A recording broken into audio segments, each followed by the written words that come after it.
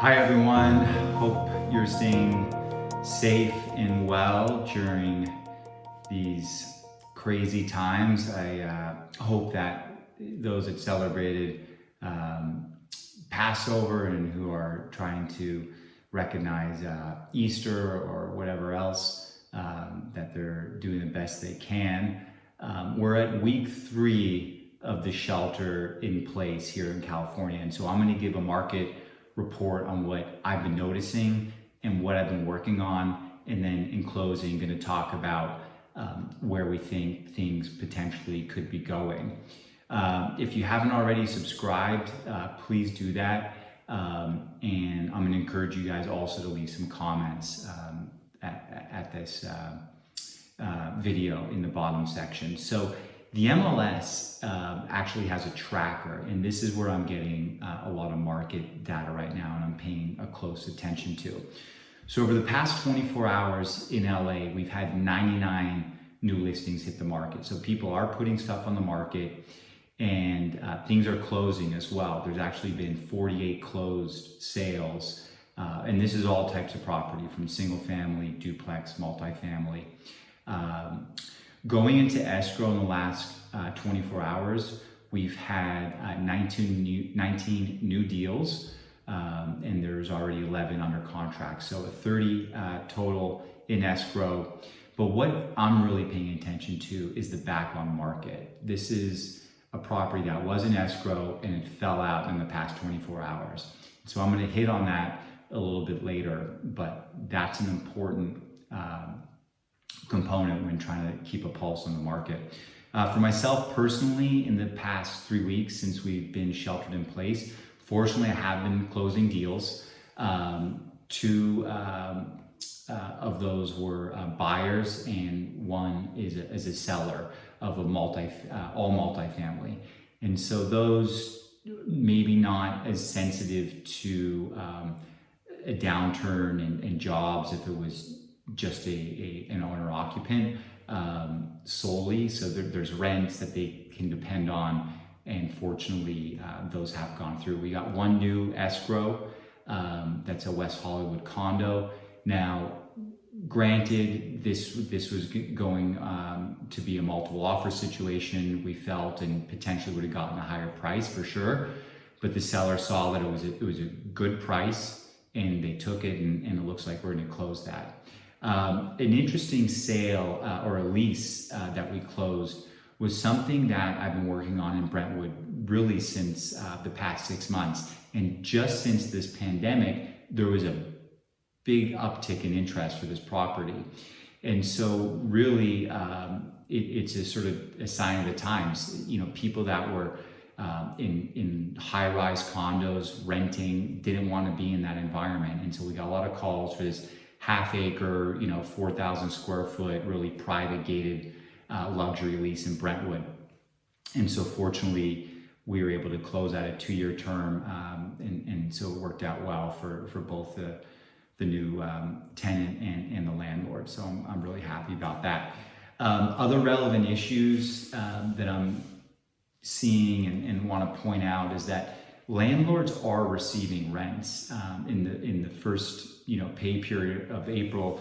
My clients and other landlords who I've talked to, they are receiving the rents. There's definitely more communication, picking up the phone, talking to the tenants, and maybe making a concession. But what they don't want is 12 months of back pay mounted up. So if a tenant senses some trouble, maybe you take a credit card payment, maybe you make a concession, you make a deal, because you want this not to mount up, and you want to be able to pay the mortgage and keep the building up.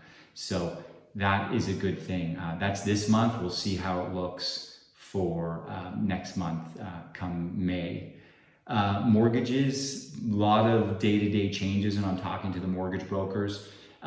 Initially, when the rate dropped, I think that was in February, due to global concerns in the stock market with China when the pandemic was over there. There was a rush and an onslaught of people refinancing, and so since then there's less liquidity And a lot of lenders, actually Wells Fargo, B of A, have gone out of the California market, and others can't do the jumbo loans or the refinances that they were doing just a month ago. So a lot of day-to-day changes. Pick up the phone, talk to your mortgage broker.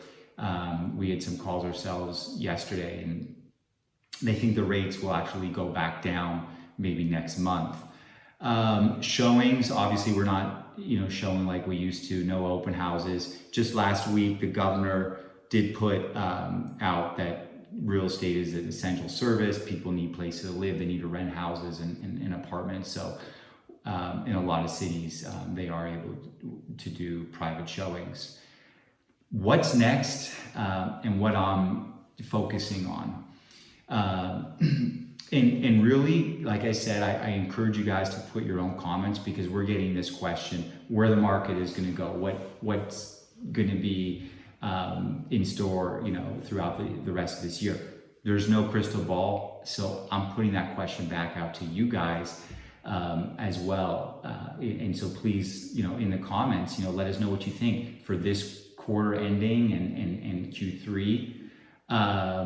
And Q4, where do you guys think things are going to go? I think there's deals that are going to be had in the next month or two. Tracking the back on market, if I'm able to help you, great. If not, have your agent look at the 24-hour tracker on the MLS, because anything that's fallen out of escrow, you would assume that this seller was counting on those proceeds and they may need to sell. And they have their focus on where that money was going to go, but it's not the same for everyone. In LA, I've made some calls on some stuff that was in escrow and not, or it's been canceled, fallen off, come off the market.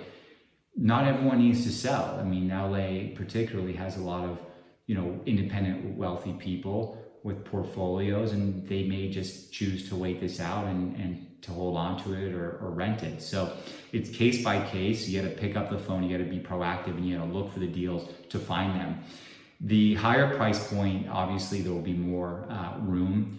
The lower price point in LA, under 2 million, 1.5, low 1 millions, it's going to be a little tighter because there's more buyers in that market. So there's going to be less offers, and hopefully, you're going to have, a chance to dictate your terms. But it's case by case, and it's, market price point by price point. But overall, you got to find, where the opportunities are, and that's what I'm working on. I'm talking to buyers that have been in the wings. I'm talking to clients that have, got the ability to buy. And we're tracking, where the opportunities might be. If that is something that you've been thinking of buying, there could be some really good deals out there. The crystal ball, this might be, more hopeful on my end, but truthfully, I do feel that because the market was so stable when we came into this, the first quarter, the lending was safe. And the buyers were finding a lot of opportunities. The sellers were getting great prices. It was a stable market. There was a good amount of inventory that hopefully will bounce back. That's what I said in my last video, and that's what I'm still hoping for, is that a stable market with pent up demand from the buyers who were looking. Hopefully we'll jump back in towards the end of the summer, and that we could recover from this, rather well. So that's what I got. The overall takeaways again is, track the market, keep an eye on properties, make those phone calls, find out where the deals are. That's what I'm working on. And we've been working, regular hours. We're working from home here, but working hard and trying to find opportunities, and they're out there. Things are closing. People got to live, and people got to find a place that they want to be in. If it's rental, if it's closing an investment, if it's parking their money. Obviously, real estate is a safe, grounded, hard asset, and so deals are closing. And again, the last thing to reiterate is hopefully, with a strong first quarter that we rebound and that things will hopefully have an optimistic close to the year. So please leave your comments. Let me know what you think. Thanks for watching and thanks for subscribing. I really appreciate that. All right, guys, take care. Have a good weekend and stay safe.